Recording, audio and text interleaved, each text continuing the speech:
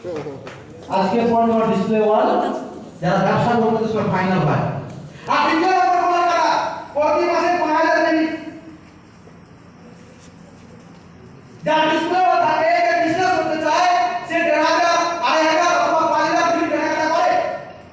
যদি 5000 5000 পর্যন্ত ঝামেলা মিলে গেল আর যদি 1000 করে সবথেকে কমটা তাহলে 1000 কিলি মানে 3000 টাকার বিল তার নিজের নামে হলো।